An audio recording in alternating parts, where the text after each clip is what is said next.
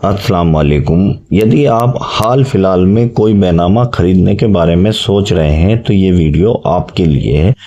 आपको कोई बैनामा लेना है तो बैनामे के बारे में हम जानकारी दे रहे हैं कि बैनामा रजिस्ट्री कराने के बाद कितने दिन तक वैध रहता है, कब तक उस बैनामे का हमें दाखिल खारिज करा लेना चाहिए, दाखिल खारिज क्या होता है, दाखिल खारिज यदि हमने समय पर नहीं कराया तो हमारे साथ क्या क्या हो सकता है, जमीन से संबंधित लाभ किसे मिलेगा, यानी कि जिस जमीन को हमने खरीदा है, ये जो मैं बता रहा हूँ वह बात ये कृषि भूमि के बारे में बता रहा हूँ।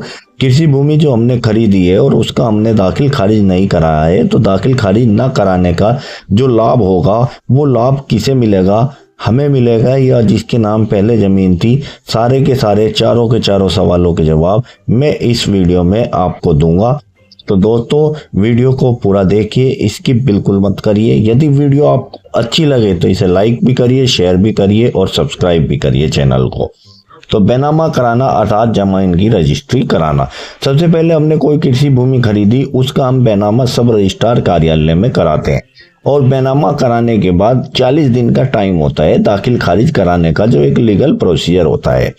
उसमें जो दाखिल खारिज ये होता है जिससे हमने जमीन खरीदी उसका नाम कागजों में दर्ज होता है, उसका नाम हट जाता है और उसके नाम की जगह हमारा नाम दर्ज हो जाता है। ये होती है एक दाखिल खारिज की प्रक्रिया, जो तहसीलदार कार्यालय में होती है और तहसीलदार साहब के द्वारा पटवारी की रिपोर्ट, मौका मायना सब आने के बाद उसके बाद ये दाखिल खारिज किया जाता है।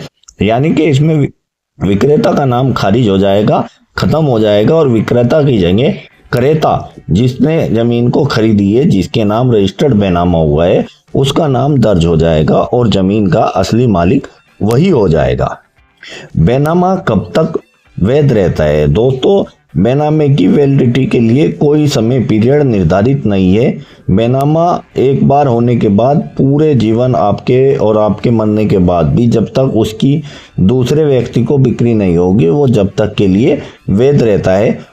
यानी कि एक बार बैनामा हो गया तो जिसने बैनामा कर दिया उसका जो है हक हिस्सा खत्म हो जाता है और जिसके नाम बैनामा हो गया विक्रेता का खत्म हो गया और क्रेता का उसी दिन से शुरू हो जाता है। बैनामा होने के बाद दाखिल खारिज नहीं हुआ तो जमीन से संबंधित लाभ किसे मिलेगा? तो दोस्तों मैं आपको बता दूं, देखो सरकारी कागजों में जब तक आपका दाखिल खारिज नहीं होगा तब तक जो है वे जो जमीन है जिसका नाम पहले से है, विक्रेता जो था उसी का नाम दर्ज रहेगा और कोई भी सरकारी लाभ अगर मिलता है तो वो उसी व्यक्ति को मिलेगा जो विक्रेता है। बाकी आपने जमीन खरीद ली है, उस पर कब्जा ले लिया है और किसी भी कारण से आपकी लापरवाही या कोई भी रीजन की वजह से दाखिल खारिज नहीं करा पाए हैं तो उसका आपको कोई सरकारी लाभ नहीं मिलेगा। बैंक से लोन वगैरह, लिमिट, केसीसी कोई भी आपके नाम से नहीं बनेगा। तो ये चारों क्वेश्चन आप अच्छी तरह समझ गए होंगे। अगर इससे अलग फिर भी आपका कोई क्वेश्चन हो तो इस वीडियो को कमेंट करिए, मैं आपका कमेंट्स में जवाब दूंगा। Thanks for watching this video.